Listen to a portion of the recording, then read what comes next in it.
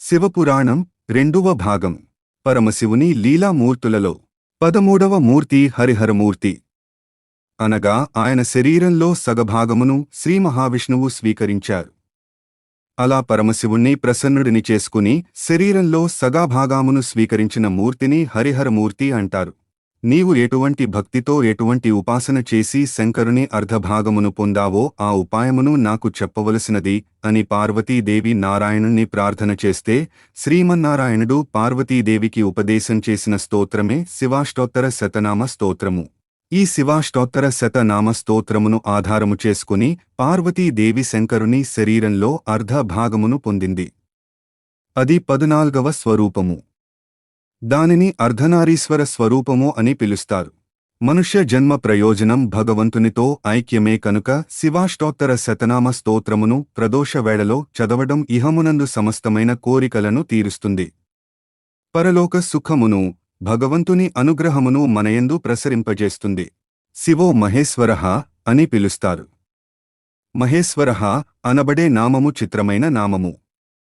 మంత్రపుష్పం చెప్పినప్పుడు ఈశానస్సర్వ విద్యానామీశ్వరస్సర్వభూతానాం బ్రహ్మాధిపతిర్ బ్రహ్మణోధిపతిర్బ్రహ్మా శివో మే అస్తు సదాశివోం అని చెప్పుతాము. సర్వమంగళములకు కారణమైనవాడు, సర్వ జగన్నిమాయకుడు, సృష్టిస్థితిలేలు చేసేవాడు తానొక్కడే అయి ఉండి, కాని సృష్టి చేసినప్పుడు ఒకడిగా, స్థితి కారకుడిగా ఉన్నప్పుడు ఒకడిగా, లయకారకుడిగా ఉన్నప్పుడు ఒకడిగా, మూడుగా కనపడుతూ ఆయన అనుగ్రహము చేత జ్ఞానము కలిగినప్పుడు అవి మూడు కావు ఒక్కటే అన్న జ్ఞానము ఎవరినుంచి ప్రసరిస్తుందో ఆయన మహేశ్వరుడు. ఆయనే మూడుగా కనపడే ఒక్కడి. అందుకే పోతనగారు భాగవతంలో ఒకచోట ఒక మాట అంటారు. మూడు మూర్తులకును మూడు రూపములకు మూడు కాలములకు మూలమగుచు భేదమగుచు తుది కభేదమయ్యొప్పారు బ్రహ్మమనగా నీవే ఫాలనయన. మనము సృష్టి స్థితిలయ అని మూడు మాటలు వాడుతుంటాము. మనలో చాలామందికి ఒక తప్పు అభిప్రాయం ఉంటుంది. రుద్రుడు లేదా శివుడు అనేసరికి ఆయన సంహారకర్త, లయకారుడు, ఆయన సంహరిస్తాడు అని అనుకుంటారు. అన్ని వేళలా లయము అనే శబ్దమునకు అర్థం కేవలం చంపివేయడం కాదు. పరమశివుడు చాలా ఉదారుడై ఉంటాడు. మనకు లయమునందు స్వల్పకాలిక లయం అని ఒక మాట ఉంది.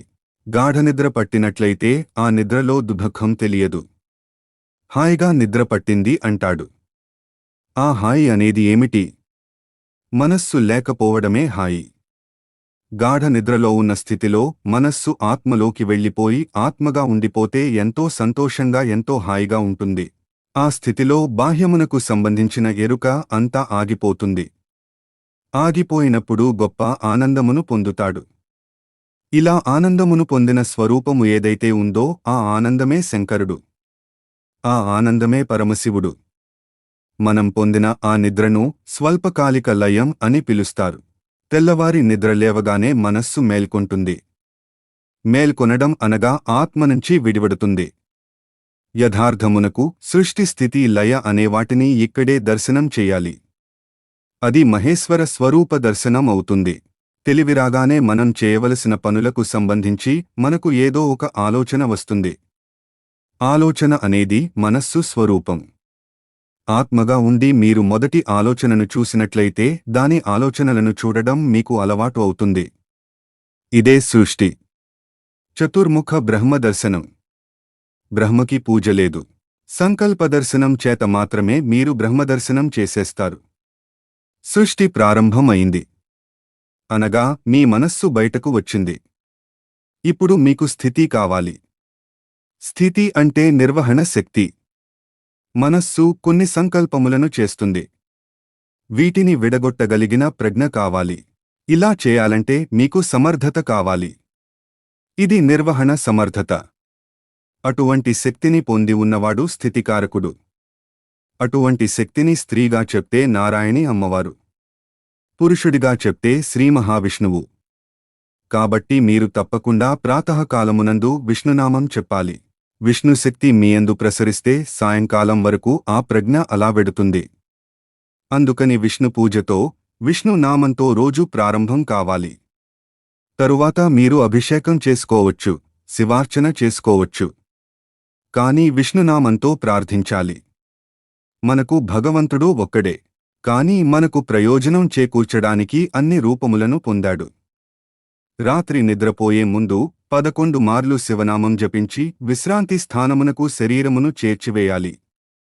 ఇప్పుడు ఈ శివానుగ్రహం స్వల్పకాలిక లయం. శివనామము చెప్పి నిద్రపోతే నిద్రాసమాధి స్థితి, అది సమాధి స్థితి అవుతుంది. తొలి తలంపు ఏది వస్తుందో దానిని మీరు ఈశ్వరుని వైపు తిప్పడం మనస్సుకు ప్రయత్నపూర్వకంగా అలవాటు చేయాలి. అప్పుడు మీరు కాలమునందు ఒకరోజు అనబడే విభాగమును మహేశ్వరుడిగా మారుస్తున్నారు. ఇది మహేశ్వరార్చనము. ఈ మహేశ్వరార్చన చేత మీరు మహేశ్వరుడు అయ్యారు. ఎలా? మొట్టమొదట ఆలోచన బయటకు వస్తూనే మనస్సుకి ఒక అలవాటు ఉండాలి.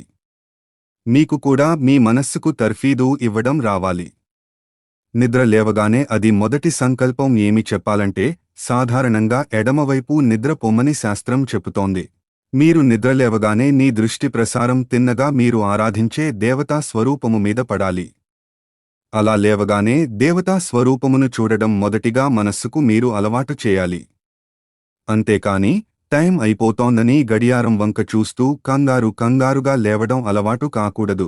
నిద్రలేవగానే మీ తలను తిప్పి కళ్ళు విప్పితే మొట్టమొదటి దృష్టి పరమేశ్వర మూర్తి మీద పడడం చేత పరావర్తనం చెంది ఆ పార్వతీ పరమేశ్వరులు లేక లక్ష్మీ నారాయణుల దర్శనం జరిగి ఈ కంటితో చూసి లేచిన తర్వాత కాలు పెట్టే ముందు మనస్సునందు మరలా సముద్రవసనే దేవి పర్వత స్తనమండలే అని శ్లోకం చెప్పి క్రిందకి దిగగానే గురువుగారు, మీరు నాకు ఉపదేశం చేశారు.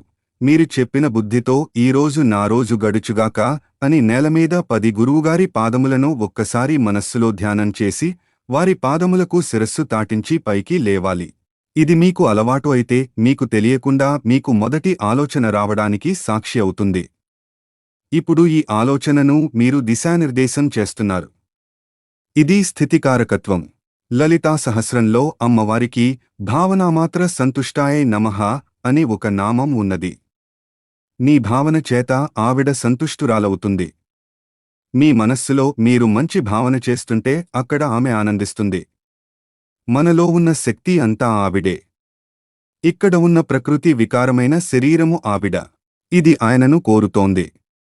దీనిని దానితో కలపాలని ఆవిడ తెరపైకెత్తుతుంది. ఇది మాయ అన్న యవనికను ఒక రోజున పైకి ఎత్తేస్తుంది. అప్పుడు మీరు దానితో కలుస్తారు. అప్పుడు మీరు జీవితంలో అనుసంధాన ప్రక్రియగా వెళ్లవలసిన మహేశ్వర స్వరూపము. అంతేకాని మహేశ్వర స్వరూపమనగా ఏదో దేవతలందరి చేత పూజించబడేవాడు అని అనుకోకూడదు. అలా అనుకోవడం దోషం కాకపోవచ్చు. కాని మీరు అలా అనుసంధానం చేసుకుంటే అది భక్తికి బాగా పనికొస్తుంది.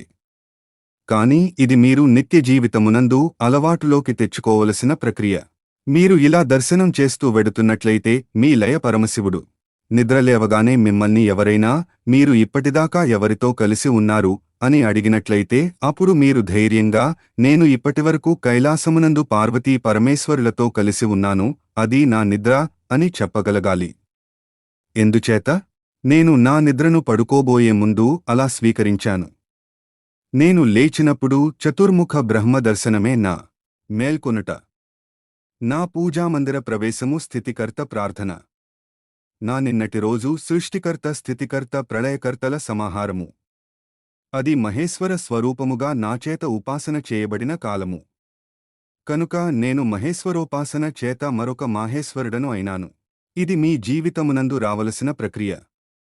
ఇలా చేయగా భ్రమరకీటక న్యాయంలో ఒకనాడు మీరు ఆ స్వరూపమును పొందుతారు.